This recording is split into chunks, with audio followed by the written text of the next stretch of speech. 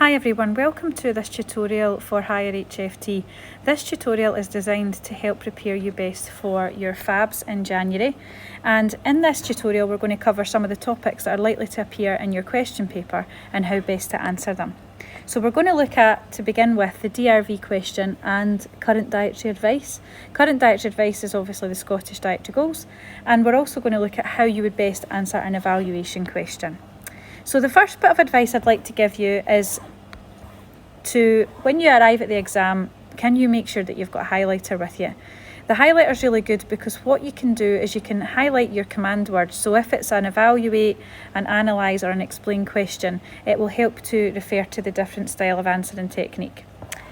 You'll also see that in your question there might be a scenario like an individual, for example an elderly person. It could be a food item like a baked sponge, and if you are highlighting the words in the question, it's more likely that you're going to refer to them in your answer. Okay, so we'll go on to look at that as we go through this session.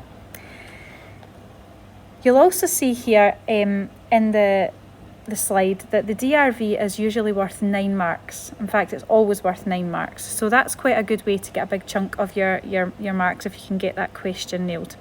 Your dietary goals are usually around 4 or 5 marks. Your star profile is always in the paper and that's worth 4 marks.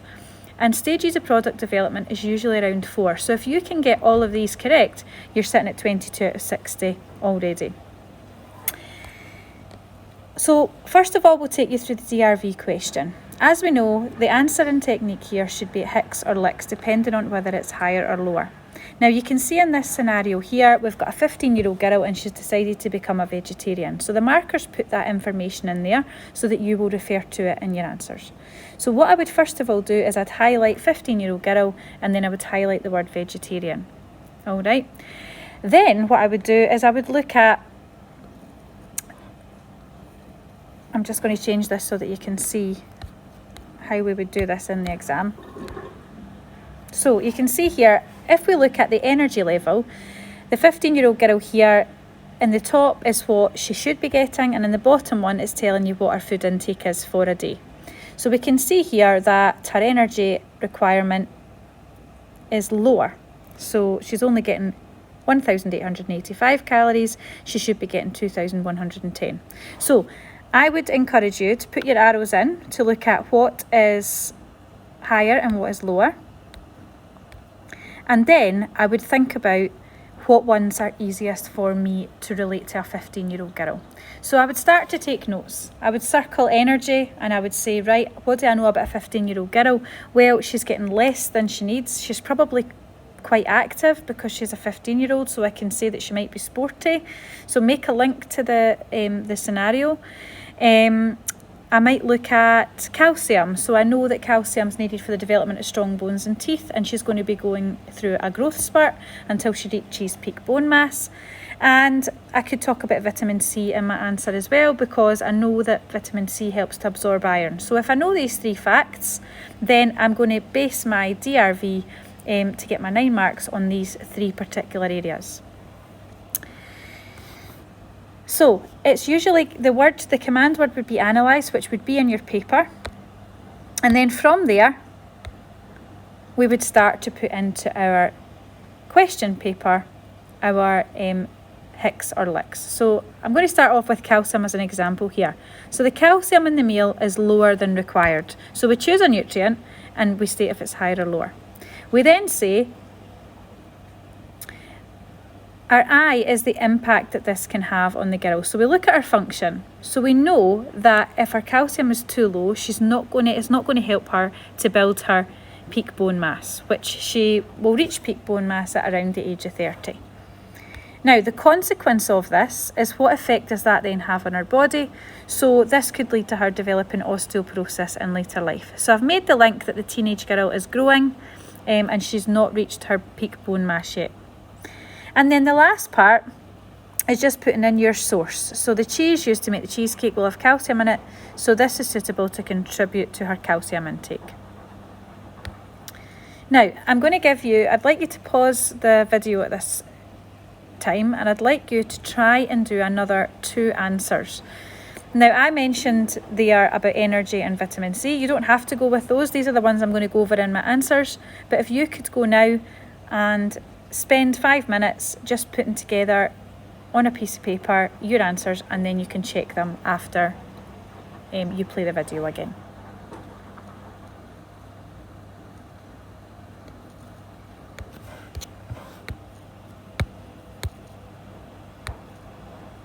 Okay, so the first answer here is for energy. If you have written this down, you can check your answer. So we're going to say that the energy in the meal for the teenage girl is lower than required. Now, the impact of that is we know that energy is needed for taking part in daily activities, so she's not going to have enough energy to do this. And as she is a teenager, she may be active taking part in sports. So I've made the link to the teenage girl. The consequence is that this could lead to her becoming tired, and if it continues, she may be underweight, leading to further health problems. Okay, so that's me giving my impact and the consequence. Our source is that the bread is a starchy carbohydrate. So you can't just say the bread is an energy source, you have to say where the energy is coming from. And this will contribute to some of our energy intake. You don't need to make a suggestion here. You don't need to say she's not getting enough. You just need to say what is contributing to some of this energy that she's getting. Okay, and if we look at the next example, we look at vitamin C. So it's higher than required, and as vitamin C helps to absorb iron, we're talking about her function here. This will help the teenage girl to produce red blood cells, which is important as she may be menstruating. So I've linked it to the fact that she's a teenage girl, her aging stage. Consequence, this will help reduce the risk of her being anemic, and therefore reduce the risk of her feeling tired or dizzy. And the source says that the oranges and the fresh orange juice will contribute to her intake. So in every scenario, you should really try and link it to the age and stage of the person. There is another example of this in the slides, and it looks at elderly. I'm just going to see if I can come back out of this and show you that.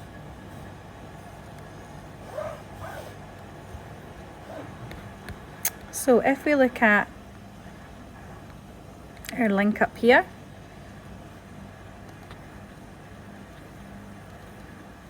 it's not going to open. Here we are. I'm just going to take you to another scenario here. So we've got near the bottom, once they load up, we've got a care home here, and we've got elderly residents.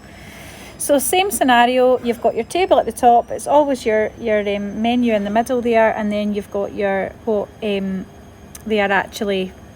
they're consuming. Okay, so the top one's always the DRV, what they should be getting, and the second one's always what they are getting. So if we have another look here, we've got the 70-year-old woman has more energy than needed, which is bad. The excess energy, if not used up in activity, will be stored as a layer of fat under the skin. Now, what would make this answer better is to talk about the fact that the elderly person is in a care home, so therefore she's unlikely to be as active. So if they had put that in, it would make it much stronger, and they're linking to the scenario. The 70-year-old could gain weight, leading to obesity. And then if you look again, the pasta is high in carbohydrates, which could provide a high amount of energy to her daily intake. All right. If we look at the second one here about fibre, so she's getting less fibre than she needed, than is needed, and then we're looking at the function again. So if she doesn't have enough fibre, it could lead to constipation, as her stools will be hard to pass out of the body. And as she is elderly, her digestive system may become slower. So we're making that link again, and then we're talking about bowel cancer and diverticulitis. So we're always putting in as much information as we know about that nutrient. What is the link to the dietary disease? What is the effects on the body? Okay, so it's just to show you another example of how you could do that. So I'm going to go back into our slides again. And hopefully that's given you enough information to help you with your DRV. Now, there are other examples in your past papers. There's other examples as well in your revision booklet. So I would encourage you to go through and look at that information. So the next topic I'm going to take you on to today, if I just quickly go through here, is the Scottish dietary goals.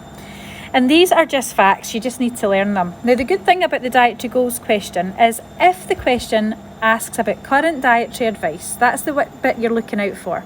You don't have to worry about functions of nutrients, you don't have to worry about dietary diseases, you just have to learn the figures for Scottish dietary goals.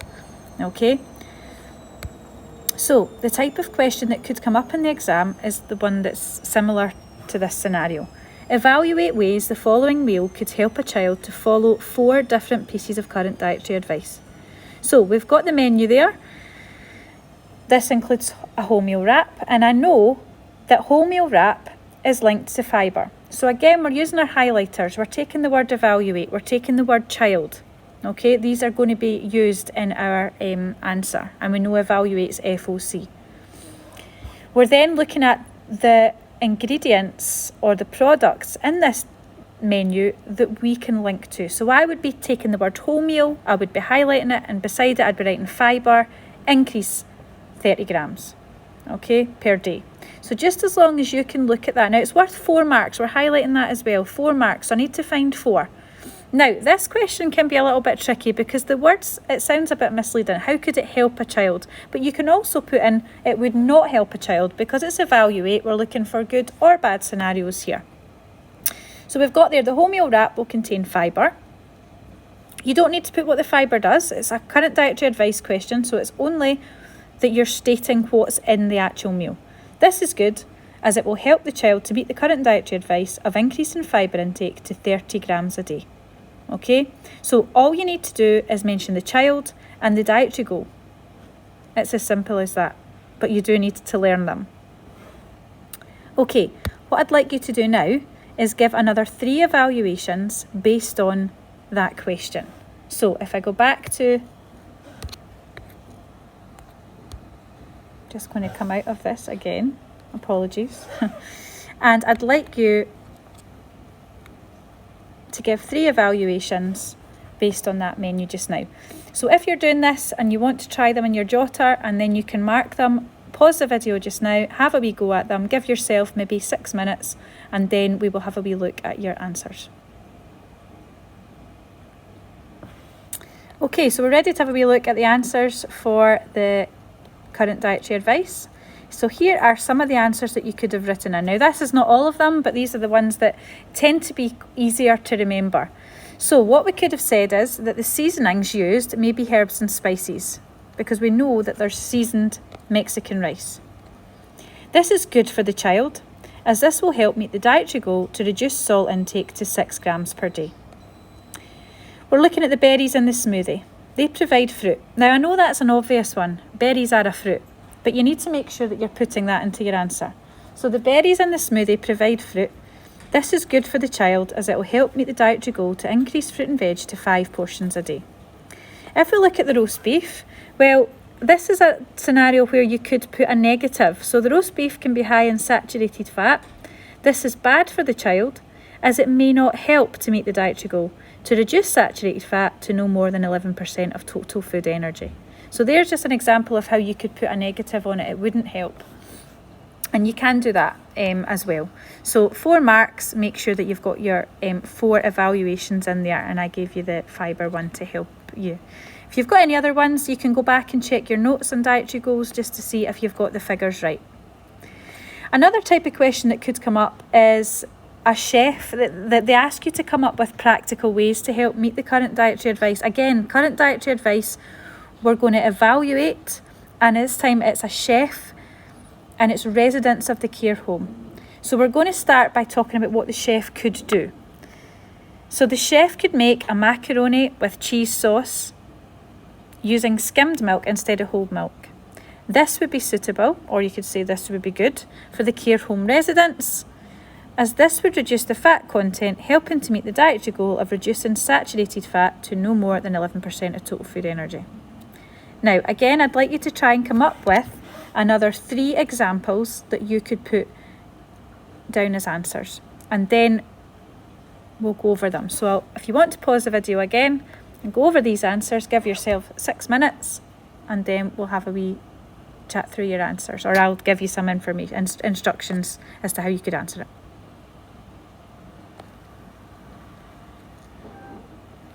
Okay, so examples of how you could lay this out are shown here. So the chef could add fruit to desserts. This would be good for the residents in the care home, as this would help meet the dietary goal to increase fruit and veg to 400 grams a day. Another example there is the herbs and spices to season soup. So give examples. What could the chef actually do? Rather than just saying the chef could put in more fruit. Give an example as to how they could do that. So we're looking for practical suggestions. Okay, the last question we're going to look at just now is the nutritional suitability question. So you may get asked a question to evaluate a particular product in the diet. Now this one is looking at your nutrients and it's looking at dietary disease, so it's pulling these bits of information together. So if you see a question like this, again we're highlighting it's worth 4 marks, it's an evaluate, so it's an FOC, and this time we're looking at bread. So I've kind of brainstormed this question down here. I know what's in bread and can I relate that to whether it is good or bad for in the diet. Now we don't need to link it to a person, it's just asking about the diet. So we could suggest that the bread could be wholemeal. So I could make the link to fibre. So I'm using my information that I know about nutrients and about dietary disease. So if the bread is wholemeal, I know that it's going to soften the faeces, making them easier to pass through the body, reducing the risk of constipation. I know that bread is a total complex carbohydrate. Okay, so it's going to provide energy. This is good as it can help prevent tiredness. So there's just some examples there that you can read through. So we'd then take these and put them into an evaluate question, in our evaluate answer. So this type of question here is evaluate the contribution. So it's similar to the last one we've just done of bread. Okay, but this time we're going to put it into a format. Evaluate the contribution of cereal bars in the diet. Now, again, if you want to pause the video and go through, it's a 4 marker this time. So we evaluate, we highlight, cereal bars, we highlight, and then we take our 4 mark and highlight that. I'd like you to try that question. Again, let's give you 8 minutes to do this one, and then we'll go over the answers.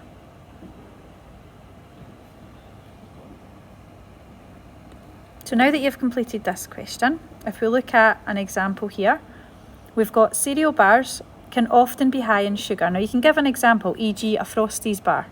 Okay, they're not all high in sugar, so we have to make that. We have to show that in our answer. They can often be high in sugar, which provides energy.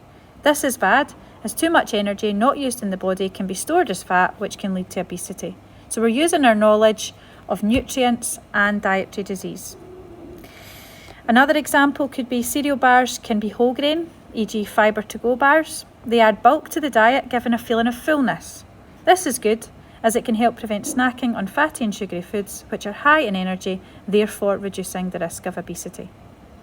So you might have another 2 answers in there. You could have that they're high in sugar, which allows bacteria to feed on the sugar, which prevents plaque buildup, and this is bad as this can cause the enamel to wear in teeth, resulting in tooth decay. Okay, you can talk about cereal bars being a starchy carbohydrate. Now if you're talking about energy, you might not want to put that one in as well as the sugar because it's very, very similar. Okay, you could talk about cereal bars having been fortified with vitamins and minerals. Maybe take a vitamin in particular rather than making it quite vague. So cereal bars can be fortified with vitamin B. This is good, as this can help to release energy from foods and therefore can help prevent tiredness.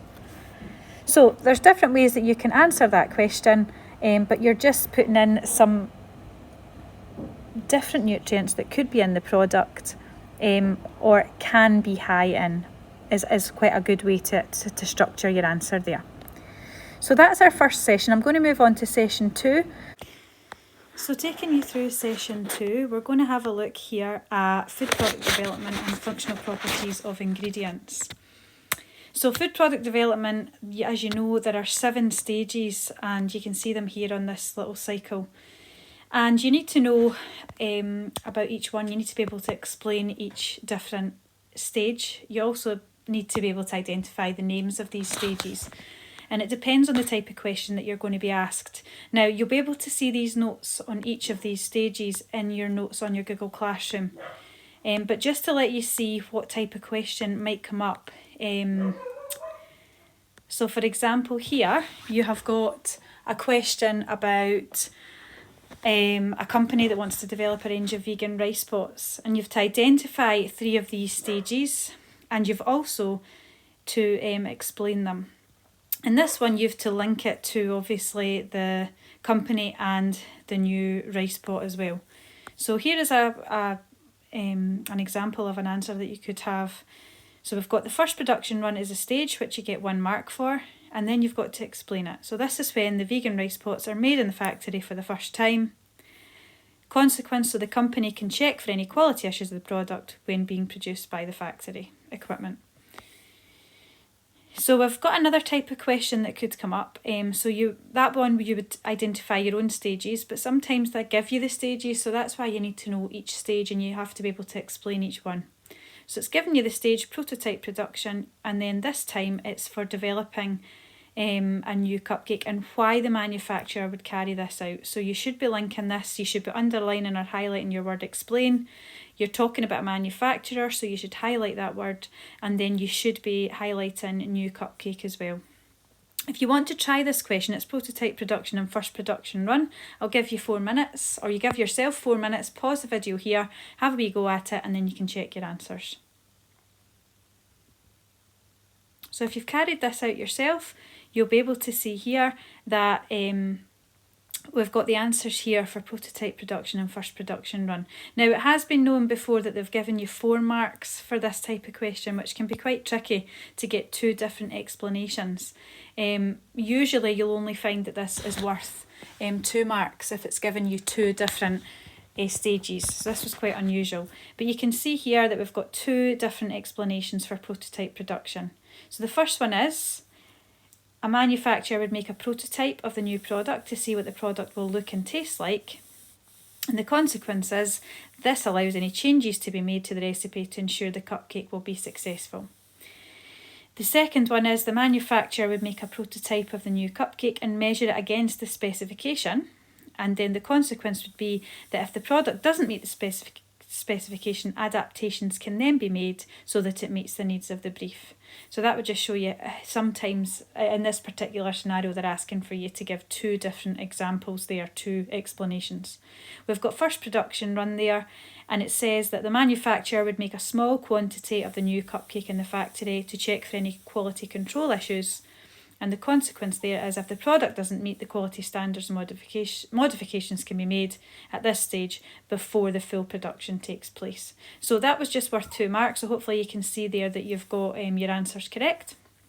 And again, as I say, we have looked at a scenario where it says that the manufacturer has failed to meet targets. Explain how they could ensure that they meet targets in the future, or how explain how to improve this scenario. If you go back over your notes, it is in the homework section. If you have a wee look through your questions, you'll be able to see that particular question and how we answered it, because we did it as a class. The next part is looking at functional properties of ingredients. Now, this will be an explain question. You can see here that it's been put as a describe, but they've now changed that. The only words that they will use in the exam paper for hire is explain, evaluate or analyse. But describe is just done the same way as the explain. Okay, so in this particular scenario, it's asking you to describe the function of the following ingredients in a baked item. So for this one, you're highlighting or underlining the word describe. It would be explain in your case, and then you would be highlighting baked item. So it's worth 2 marks, okay? In this case, you get to choose which ones you would want to answer. We've got here about eggs and we've got sugar.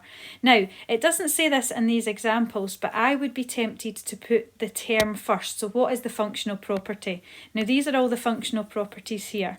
So for the first one, we're talking about eggs and coagulation. So I would put coagulation first and then start to describe it. Here, this person has actually put coagulation in their answer, so it's there, but sometimes students forget to put it into the actual explanation and then they don't get the mark for it. So I would always start with that. So you can see the types of answers that would go in here, and you're making reference to the baked item. So if we look at this question here, you can have a wee go at this and then we'll go over the answers. It says explain the function of eggs when used in a whisked sponge. So I've given you the two functional properties for aeration and coagulation. If you want to have a go yourself, pause the video, give yourself 4 minutes and then come back and have a look at your answers. So the answers for the eggs there for aeration is when eggs are beaten with sugar, in this case for a whisk sponge, it traps air. Therefore this makes the whisk sponge lighter in texture, which is more appealing. Coagulation, when eggs are heated, the proteins set. This helps to bind the whisk sponge ingredients together, helping to improve the overall structure. So that would get your 2 marks. And this one, we've got explain the function of each of the following ingredients when making a cake. So we've got sugar and flour, and it's worth 4 marks. So you have to give 2 functional properties for sugar and then 2 for flour. If you want to try this, give yourself 6 minutes and then come back and check your answers. So in this case, we have got sugar here. An easy one for to get 2 marks is to say that sugar will add sweetness to a cake, and the consequence is therefore it's going to improve the overall flavour. You could also talk about the fact that it incorporates air when it's creamed with butter, and therefore it will help to make the sponge nice and light and fluffy. And flour, you can talk about dextrinization. You can also talk about self-raising flour being used, which will give will help the mixture to rise and therefore giving it a lighter texture. The last section I'm going to talk you through is technological developments, and you've just recently done this in class with your teacher, so you'll recognise the bullet points here for the different topics under technological developments. The one that we haven't covered yet is alternative proteins, and we'll go on to look at that after the prelims that you do in January. So again, this information in this session will be on your Google Classroom, where you'll be able to access the notes that you can look at to help you answer the questions as well. So when it comes to technological developments, this is a question taken from the 2016 paper. And again, you've got your command word there, which is explain. You may get asked an evaluate question as well, so evaluate food additives in the diet. But this particular question is explain. So there's not much of a difference, as you know. If it was evaluate, you would just be putting in your opinion and linking it to the scenario. So when it comes to food additives, you can talk about preservatives, flavourings, colourings. These are the main ones that we've looked at. And in this scenario, you would have to talk about the food manufacturer and how the food additives would benefit them. So you wouldn't be talking about the negative impacts. For example, you wouldn't talk about artificial colourings and hyperactivity in children. So you might talk about additives helping to restore colours that have been lost during food processing, for example. And this would benefit manufacturers because their food would look more visually appealing and therefore would encourage consumers to buy their product. You could also talk here about flavourings, that flavourings would enhance the flavour of a dish. For example, if you put a flavouring in, like an artificial flavouring of vanilla into an ice cream, this would make the product taste better and it would benefit the manufacturers because the consumer would enjoy it and therefore would want to buy the product again. You can also talk about here preservatives and how they can slow down food spoilage, and therefore this would benefit the manufacturer. Consumers may want to buy the product as it would last longer, helping to prevent food waste and therefore would help them to encourage sales. So these are the types of answers that you could put into this particular question. Another example of this could be an evaluate, as I was saying. So evaluate, and this time it's a breakfast club, and we're looking at food additives, functional foods, and ultra heat treated products. And this question is worth 4 marks. So here you would be talking again about food additives, and again you can talk about preservatives, colourings, flavourings. Functional foods, as we know, these are things like omega-3 being fortified into products. It could be plant sterols, which can help to lower cholesterol. You could also look at things like probiotics, which is a functional food, and this can help to boost the immune system. It can also help reduce issues like irritable bowel syndrome. And then we're looking at ultra heat treated products, which mean that foods don't need to be refrigerated, and because the food is heat treated to a high temperature, it also means that the food lasts a lot longer. So making the link to a breakfast club, you're probably thinking about the logistics of having foods in a breakfast club. You're maybe linking it to the needs of the group, and we're thinking about children, school pupils perhaps, or maybe thinking about a school setting. So you might want to be talking about artificial colourings, them being bad, and linking them to hyperactivity in children who attend the breakfast club. You might want to talk about probiotics and boosting immune systems, and this might be good if it's children that are in close contact with other children and picking up viruses, that this can help to boost the immune system, and therefore might be better, more beneficial for the pupils in the breakfast club to prevent them from becoming ill. You could talk about ultra heat, the fact that they might not have access to fridges, and therefore they can store their UHT milk because it's doesn't need to be put in a fridge, and therefore it's more beneficial for the breakfast club if they have the limited space to store. So these are the types of answers that you could put into this particular question, and you're looking for your 4 evaluations here. So this is taken from the 2017 paper. So if you look at your past papers and your marking instruction, if you want to get more information on that, then you can go in and have a look at the other acceptable answers that could be put into this scenario. But remember, it's an evaluate, so you highlight the word, it's an FOC, and you're linking that to the breakfast club in each of your scenarios. So that concludes our video sessions to prepare you for your assessment block in January. I hope you found this useful. Please refer to your revision pack that your teacher's given you, and also to the past papers, which you should have access to. You can use the marking schemes as well on the SQA website to prepare you for your assessments. So looking forward to seeing you all when you return in the new year with your highlighters ready to mark your command words, etc. And wish you all the very best of luck.